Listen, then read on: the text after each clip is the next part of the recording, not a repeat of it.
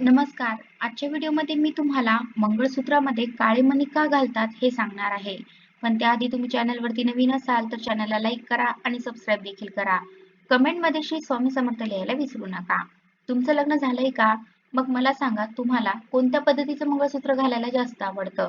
नवीन पद्धतीचं की पारंपरिक? आजकाल मंगळसूत्राच्या वेगवेगळ्या डिझाईन्स बाजारात आल्या आहेत. पण मंगळसूत्र कोणत्याही डिझाईनचं असो, त्यामध्ये काळे मणी तर असतातच. मग असा प्रश्न पडतो की शास्त्रात तर सांगितलं जातं की काळा रंग घालू नये, तो अशुभ असतो. मग एवढ्या शुभ दागिन्यात, ज्याला सौभाग्यवतीचं लेणं म्हणतो आपण, त्यात काळे मणी का असतात? त्याचं कारण म्हणजे परंपरेनुसार मंगळसूत्रामध्ये काळे मणी घालणं गरजेचं असतं. हे मंगळसूत्र घातल्यावरच लग्न संपन्न होतं असं म्हणतात. वधूच्या 16 शृंगारांपैकी तिचं सौंदर्य खुलवणारा दागिना म्हणून मंगळसूत्राला वरचं स्थान दिलं जातं. हे मंगळसूत्र विधीपूर्वक घातलं जातं. त्यानंतरच लग्नाचे विधी पूर्ण होतात असं म्हणतात. मंगळसूत्रात हे काळे मणी घालण्यामागचं कारण असं सांगितलं जातं की विवाहित महिलांना आणि त्यांच्या संसाराला दृष्ट लागू नये म्हणून हे काळे मणी घातले जातात. मंगळसूत्र हा सौभाग्य अलंकार आहे. त्याला पतीचे रक्षा कवचही समजलं जातं. त्यामुळे स्त्रिया मंगळसूत्राला खूप जपतात. याशिवाय हे काळे मणी भगवान शंकरांचं प्रतीक मानले जातात. तसेच मंगळसूत्रामध्ये अनेक देवी देवतांचा वास असतो असेही म्हणतात. मंगळसूत्रात 2 पदरी दोऱ्यात काळे मणी गुंफलेले असतात. मध्यभागी 4 छोटे मणी आणि 2 लहान वाट्या असतात. 2 दोरे म्हणजे पती-पत्नीचे बंधन, 2 वाट्या म्हणजे पती-पत्नी, तर 4 काळे मणी म्हणजे धर्म, अर्थ, काम आणि मोक्ष हे 4 पुरुषार्थ अशी मान्यता आहे. मंगळसूत्राच्या 2 वाट्यांमध्ये एक वाटी शिवाची असते तर दुसरी वाटी शक्तीचे प्रतीक आहे. शिवशक्तीच्या बळावरच वधूने सासरच्या मंडळीचे रक्षण आणि सांभाळ करायचा असतो.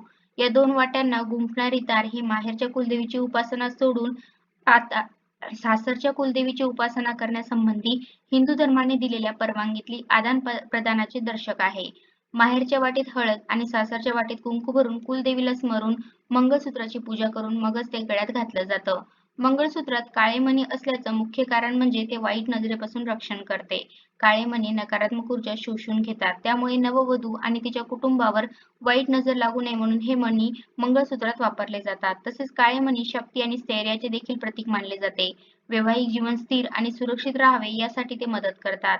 काळे मणी नकारात्मकतेला दूर ठेवतात आणि सकारात्मक ऊर्जा वाढवतात, ज्यामुळे घरात आनंदी वातावरण निर्माण होतं. शिव आणि शक्तीपैकी सोनं हे माता पार्वती आणि काळे मणी हे भगवान शिवाचे प्रतीक आहे. काही लोकांच्या मते काळा रंग उष्णता शोषून घेतो, ज्यामुळे शरीराला फायदा होतो. स्त्रिया घराबाहेर काम करतात, त्यामुळे त्यांना वातावरणातील बदलांपासून संरक्षण मिळावे यासाठी हे काळे मणी मदत करत असतात.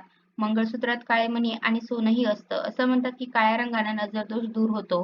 ज्योतिषशास्त्रानुसार काळा रंग हा शनिदेवाचं प्रतीक आहे, तर सोनं म्हणजे पिवळा रंग हे गुरुग्रहाचं प्रतीक आहे.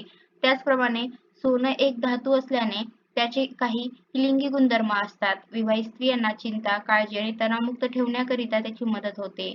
शनी आणि गुरुमुळे तुमच्या वैवाहिक जीवनात आनंद येतो.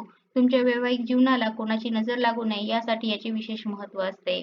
तर अशा प्रकारे आजच्या व्हिडिओमध्ये मी तुम्हाला मंगळसूत्रामध्ये काळे मणी का घालतात हे सांगण्याचा प्रयत्न केला आहे. कसा वाटला तुम्हाला माझा आजचा व्हिडिओ? कमेंट करून नक्की सांगा. धन्यवाद.